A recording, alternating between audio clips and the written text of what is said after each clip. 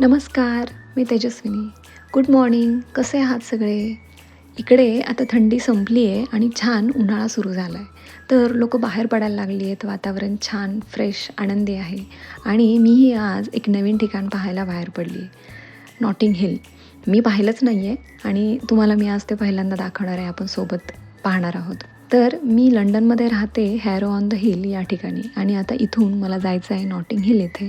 तर मी आली आहे ट्रेनच्या स्टेशनला आणि आता इथून मी ट्रेन पकडणार आहे आणि जाणार आहे. तर असं आता ट्रेन आलेली आहे आणि मी ट्रेनमध्ये चालली आहे आणि अशा 1-2 ट्रेन बदलून मी पोहोचणार आहे नॉटिंग हिल इथे. इथल्या ट्रेनला लंडन ट्यूब असं म्हणतात कारण याचा आकार ट्यूबसारखा आहे. तर फायनली मी आता पोहोचली आहे नॉटिंग हिल इथे. आल्याच इथे इतका छान हा बार रेस्टॉरंट पाहायला मिळालं, जे इतकं छान डेकोरेट केलेलं आहे आणि हा तो महत्त्वाचा पॉईंट. तर इथे मी ऐकलेलं तशा ह्या सगळ्या इमारती वेगवेगळ्या रंगांनी रंगवलेल्या आहेत, जे पाहायला खूप छान वाटतं. या इमारती बघून मला फोटो काढण्याचा मोह काही आवरला नाही आणि मी पुढच्या लेनमध्ये पोहोचले, म्हणजे पुढच्या कॉलनीमध्ये. तर इथे पाहिलं तर इथे अजून वेगवेगळ्या रंगांच्या इमारती होत्या, जिथे अजून वेगळे वेगळे रंग दिलेले होते. काही ठिकाणी दुकानं होती, पण त्या इमारतींना सुद्धा वेगळे वेगळे रंग दिलेले होते. पाहायला इतकं छान वाटत होतं की फोटो काढण्याचा मोह कुणाला सुद्धा आवरणार नाही. मी खरं तर याचे व्हिडिओज, याचे रील्स इंस्टाग्रामवर आणि फेसबुकवर खूप पाहिलेले, त्यामुळं मला इथे यायची खूप दिवसापासून इच्छा होती. चांगलं वातावरण व्हायची वाट बघत होते, कारण थंडीमध्ये तर आपण बाहेर पडू शकत नाही. पण इथे आल्यावर मी थांबल्याचं आणि मी आल्याचं मला समाधान लाभलं. मीही भरपूर फोटो काढून घेतले आणि खरंच खूप छान वाटलं बघायला. अशा रंगीबेरंगी इमारती बघून खरंच भारी वाटलं. इथे येणारा प्रत्येकजण त्याच तयारीने येतो की याला भरपूर फोटो काढायचेत आणि हा पूर्ण भाग म्हणजे नॉटिंग हिल हा पूर्ण भाग अशा वेगवेगळ्या रंगीत इमारतींनी भरलेला आहे. तर इथे मला काय दिसतंय बघा, या बार आणि रेस्टॉरंटचं नाव आहे चक्क डिशूम, म्हणजे हे हिंदी नाव आहे आणि खाली पहा इथे एक बोर्ड लावला आहे चक्क पूर्ण मराठी परमिट आवश्यक. मी हे बघून खरं तर मला धक्काच बसला की मराठी इथं बघायला मिळते, त्यांनी मराठी बोर्ड अभिमानाने लावला आहे. हे पाहून मला हा व्हिडिओ घेतल्याशिवाय राहावलं नाही आणि मला हे तुम्हा सर्वांना दाखवायचं होतं.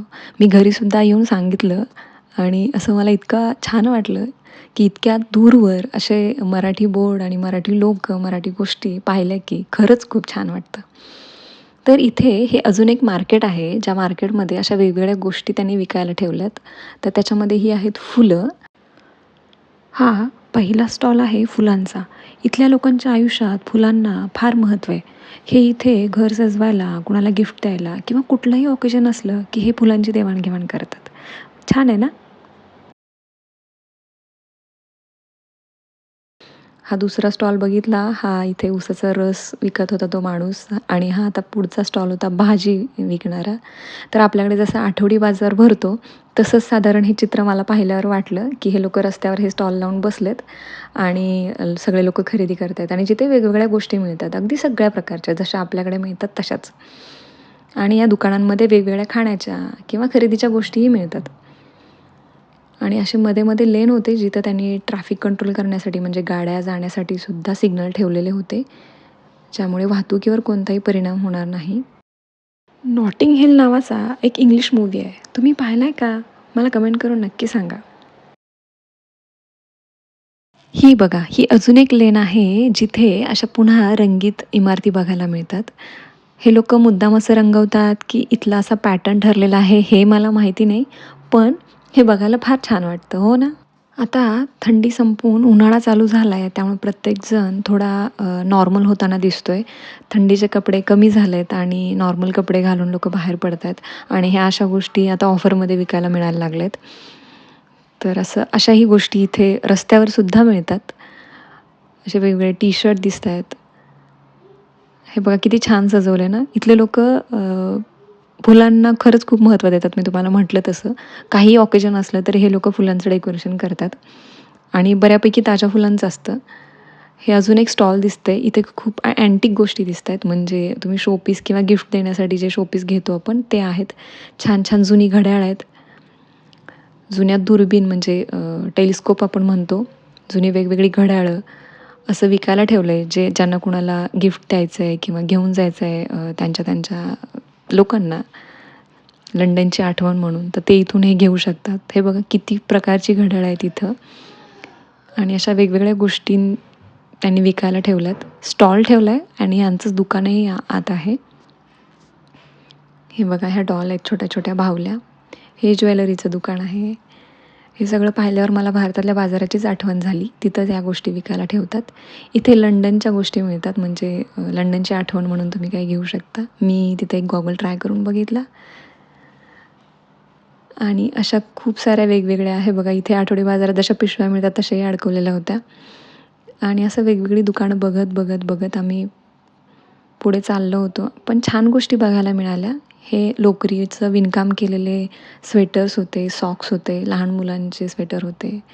खूप छान वाटलं. असं तर आम्ही चालत दुसऱ्या लेनमध्ये गेलोत.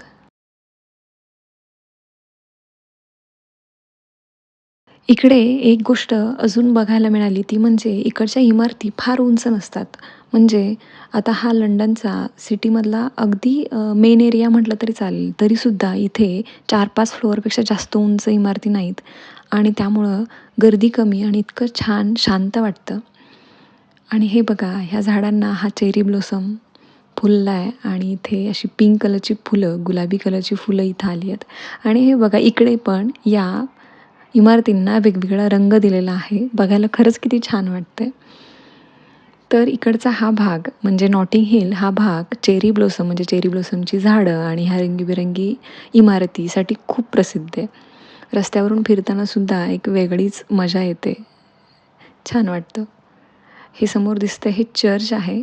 अशी खूप चर्च लंडनमध्ये फिरताना तुम्हाला दिसतील. तर तिथून आम्ही एका दुसऱ्या लेनला आलो. तर इथे तसं काही रंगीत इमारती नाही दिसल्या, पण इथे सगळ्या अशा पांढऱ्या रंगाच्या इमारती दिसल्या. सगळीकडे पांढरा रंग. हा सुद्धा इतका छान दिसू शकतो हे इथं आल्यावर लक्षात आलं. या झाडाला चेरी ब्लॉसमची व्हाईट कलरची म्हणजे पांढरा चेरी ब्लॉसम इथे फुलला आहे. पुन्हा इथे रंगीत बिल्डिंग आहेत. तर अशा वेगवेगळ्या गोष्टींची गंमत बघत आम्ही पुढे चाललोत. लंडनमध्ये आल्यापासून खूप वेगवेगळे आणि खूप छान छान अनुभव आले. कारण या शहराला चित्रपटात पाहणं आणि समोर पाहणं याच्यात खूप फरक आहे आणि तो फरक मला जाणवला आणि इथं आलेल्याचं समाधान वाटलं. हे बघा ना, बघायलासुद्धा किती छान वाटतं आहे. छान म्हणजे आपण हे फक्त म्हणजे मी तरी हे फक्त चित्रपटात पाहिलेलं. समोर पाहणं म्हणजे खरंच खूप छान वाटलं. इथेही चेरी ब्लॉसम फुलला आहे. खूप लोकं इथं फोटो काढायला थांबली आहेत. हे बघा, इथे जरा जास्त फेंट वाटतोय, पण तरीसुद्धा इथेही फोटो काढण्याचा मोह मला आवरला नाही आणि मी इथेही फोटो काढून घेतले. सो फिरता तेवढ्याच आठवणीसुद्धा सोबत राहायला हव्यात. हाही त्याच्या मागचा हेतू. इथे चेरी ब्लॉसम किती सुंदर फुलला आहे ना आणि त्याची ही फुलं अंगावर पडत आहेत. किती सुंदर अनुभव. आणि याचा आनंद घेऊन आम्ही पुढे निघालो. किती शांत एरिया आहे ना हा. खरं तर इथल्या लोकांना शांतताच फार आवडते. जर त्यांच्या बाजूला एखादा आवाज किंवा गोंगाट करत असेल तर ते इतक्या वाईट नजरेने त्याच्याकडे बघतात की बापरे, तो माणूस थांबलाच पाहिजे. या बाबतीत हे लोक फार हुशार आहेत. आता वेळ होती कॉफी ब्रेकची. चालून जरा थकलेलो, थोडं बसायचंही होतं आणि हे कॉफी शॉप आम्हाला फार आवडलं म्हणून आम्ही इथेच कॉफी घ्यायचं ठरवलं आणि कॉफी घेऊन आता आम्ही पुढे चाललो. तर असे इथले वेगवेगळे रेस्टॉरंट आणि बार, कॉफी शॉप पाहत पुढे चालत राहिलो. इथेही अशाच वेगवेगळ्या रंगांच्या इमारती पाहायला मिळाल्या. तुम्ही एक गोष्ट पाहिली का? इथे खूप सारे बार पाहायला मिळाले, जिथं जवळजवळ सगळेच ब्रिटिश लोकं जाताना दिसतात. कारण इथं जवळजवळ प्रत्येकजण म्हणजेच ब्रिटिश लोकं ड्रिंक घेताना दिसतात. यांचं कल्चरच तसं आहे. त्यामुळं ते लोकं घेतात आणि ते लोकं जातात. त्यामुळं असे भरपूर बार तुम्हाला लंडनमध्ये फिरताना पाहायला मिळतील. आणि ही छोटीशी वन डे ट्रिप संपवून आम्ही घराकडे चाललो आहोत. तर तुम्हाला नॉटिंग हिल पाहिल्यावर काय वाटलं? मला कमेंट करून नक्की सांगा. आणि अशाच व्हिडिओंसाठी लाईक, शेअर, सबस्क्राईब करायला विसरू नका.